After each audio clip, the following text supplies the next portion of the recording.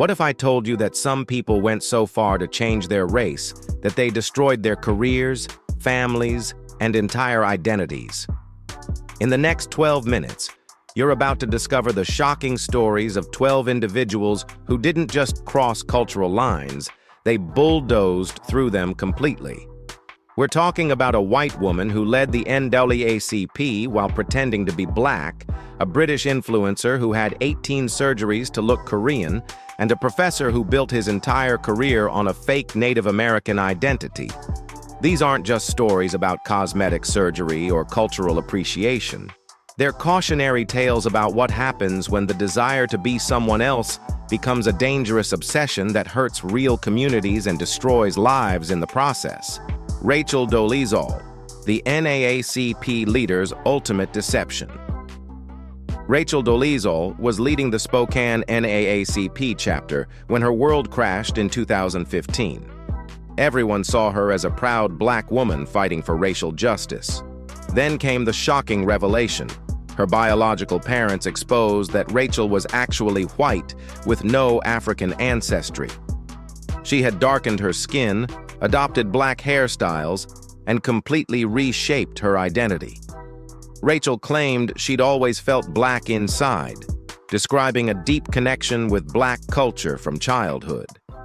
Her decision ignited national debates about cultural appropriation and whether someone can choose their race. Critics called it cultural theft, while supporters argued she was expressing her true identity. Even after facing brutal media backlash and stepping down from the NAACP, Rachel doubled down, legally changing her name to Nkechi Amare Diallo and continuing to identify as black despite widespread condemnation. Oli London, the K-pop obsession. Gone too far, British influencer Oli London underwent 18 surgeries to look Korean after becoming obsessed with BTS member Jimin. This wasn't casual admiration. It was complete physical reconstruction involving jawline surgery, nose jobs, and eye procedures. Oli announced to millions of followers that they now identified as Korean, even revealing a new name and redesigned flag. The declaration sparked massive backlash from Korean communities, with critics accusing Oli of disrespecting an entire culture. Many questioned whether switching races through surgery was possible or respectful. Oli defended their actions as love for Korean culture, not mockery, but struggled to explain how appreciation justified complete racial transformation. Eventually, they stepped back from the Korean identity and apologized, admitting the obsession stemmed from deeper issues with self-worth. Their story became a cautionary tale about when cultural appreciation becomes dangerous appropriation that harms communities. Xiahn Nishi. The Brazilian's Korean transformation. Brazilian Xiahn Nishi, originally named Max, became captivated by Korean culture as a student in South Korea. Instead of simply embracing the culture externally, he decided to physically transform himself. Xiahn underwent approximately 10 cosmetic procedures to alter his facial features to appear East Asian, including eyelid surgery to match Korean genetics. He told reporters he wasn't being offensive. He simply felt more connected to Korean identity than his Brazilian background. However, many viewed his transformation as extreme racial appropriation, questioning whether changing physical appearance could truly change race or cultural identity. Critics argued his decision reduced Korean identity to mere physical features, ignoring complex cultural, historical, and social aspects that define racial identity.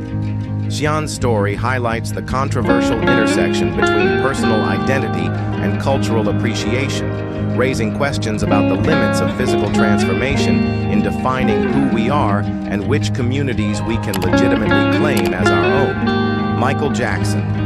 the king of pop's controversial evolution. Michael Jackson's transformation from the 1970s to early 2000s sparked endless debate about race and identity. The young black artist from Gary, Indiana, gradually developed lighter skin, thinner nose, and angular features, leading many to question whether he was changing his race.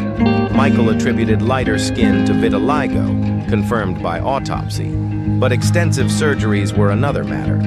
He reportedly underwent multiple rhinoplasties, jawline adjustments, and cheek implants, dramatically altering his appearance.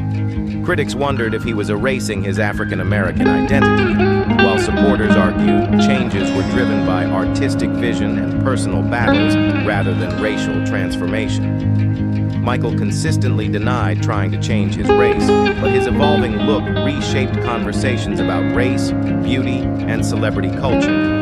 His transformation became a lightning rod for discussions about black identity in America and whether someone could inadvertently cross racial lines through cosmetic procedures, leaving a complicated legacy. Jessica Krug, the academic's decade-long lie. Jessica Krug built her academic career on completely fabricated racial identity. This white Jewish woman from Kansas posed as black and Afro-Latina for over a decade, claiming various identities from North African to Bronx-born Afro-Puerto Rican. As a George Washington University professor teaching African and Latin American history, she became a prominent activist voice, gaining credibility in spaces where lived experience matters deeply. Her false identities gave her access to opportunities and communities that weren't rightfully hers. In 2020, she stunned the academic world by confessing her deception, calling it the epitome of violence, of thievery.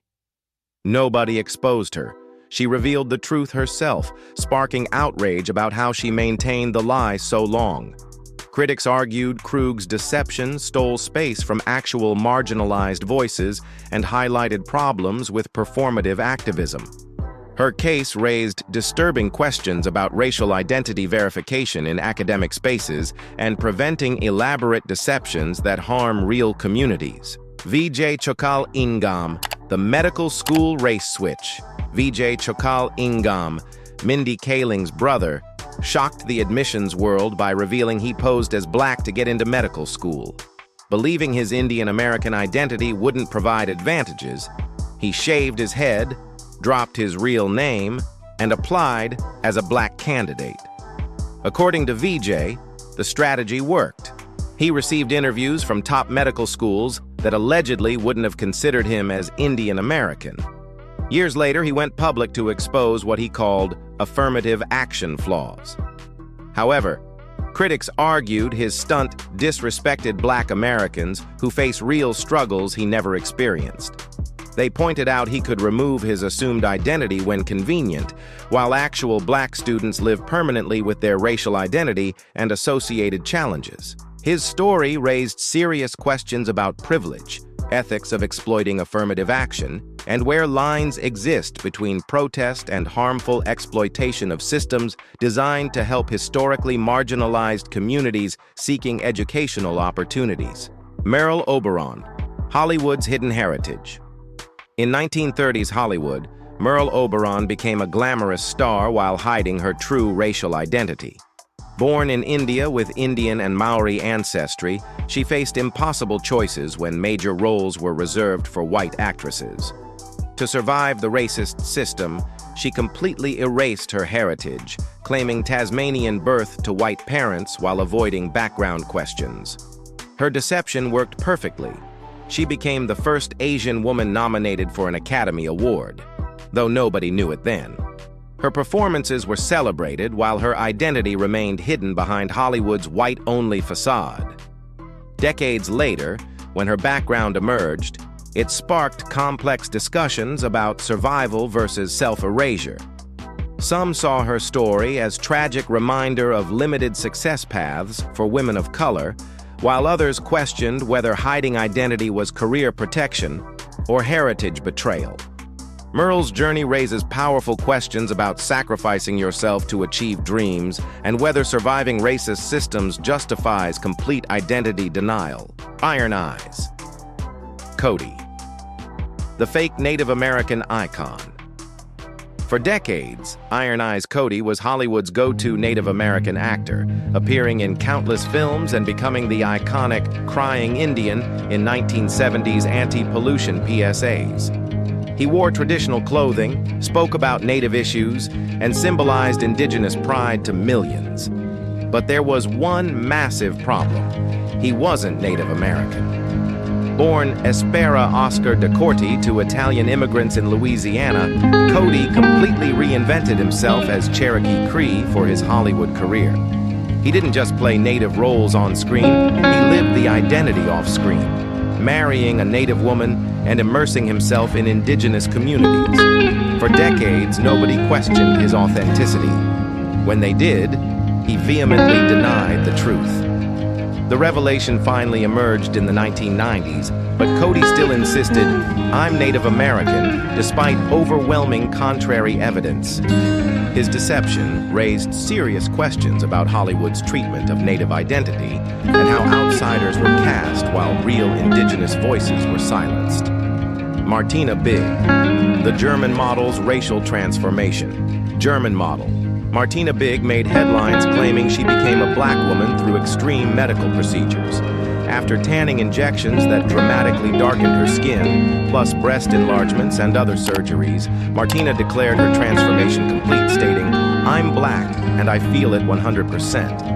Born white, she insisted her change was cultural and emotional, even announcing plans to move to Africa to embrace her new identity. However, her claims sparked immediate, intense backlash from critics who argued her transformation reduced black identity to physical features, ignoring history, culture, and lived experiences of being black. Many called her actions offensive, performative, and deeply out of touch with realities faced by people actually born into black communities. Martina's story pushed uncomfortable conversations about whether someone can choose race based on appearance and feelings, or if such claims disrespect struggles of people who can't take off their racial identity when convenient. Ward Churchill, the professor's false Native identity. Ward Churchill built his academic career on a lie that fooled universities for decades. As a prominent University of Colorado professor specializing in Native American studies, Churchill claimed Cherokee descent, using that identity for credibility and access to indigenous heritage opportunities. He became a vocal spokesperson for indigenous rights, claiming to live Native issues, not just teach them. But investigations revealed a shocking truth. No evidence linked Churchill to any federally recognized tribe. Genealogists found his family tree had no indigenous roots. Even the United Kituwa Band of Cherokee Indians found no connection. Despite overwhelming evidence, Churchill argued tribal recognition didn't define Native identity, outraging tribal members and scholars who'd spent lives honoring that heritage. The fallout was massive. He lost his job and became a national symbol of academic cultural appropriation. His case sparked campus debates about when appreciation becomes exploitation and who decides belonging in marginalized communities, highlighting serious identity verification problems in academia. Clarence King, the geologist's secret double life. Clarence King lived one of history's most complex racial deceptions, maintaining a secret double life revealed only after death. On paper, he embodied white privilege, Yale graduate, famous geologist, and U.S. Geological Survey head. Secretly, he romanced Ada Copeland, a black woman during the segregated late 1800s, when interracial relationships were dangerous and illegal. King's solution was radical. He told Ada he was a light-skinned black man named James Todd, maintaining this identity over a decade while building a secret family. A wealthy white man living as black, not to mock, but to love someone society forbade. King and Ada had 5 children, with her never knowing her husband was white or held America's highest scientific position. His secret emerged only after death, leaving a complicated legacy.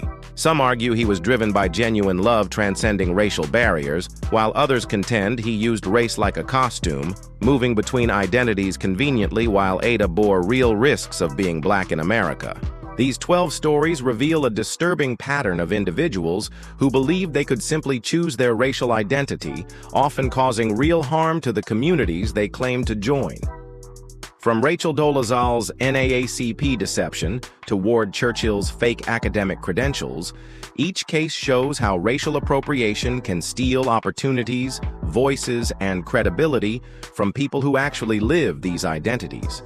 What's most troubling is how many of these individuals doubled down when confronted, refusing to acknowledge the damage they caused. Whether driven by mental health issues, career ambitions, or genuine confusion about identity, their actions highlight the difference between cultural appreciation and harmful appropriation. These stories force us to confront uncomfortable questions. Can someone choose their race? Is identity purely personal? Or does it require community acceptance and lived experience? And most importantly, when does self-expression become exploitation that hurts the very communities people claim to honor? The answer seems clear. Race isn't a costume you can put on or take off.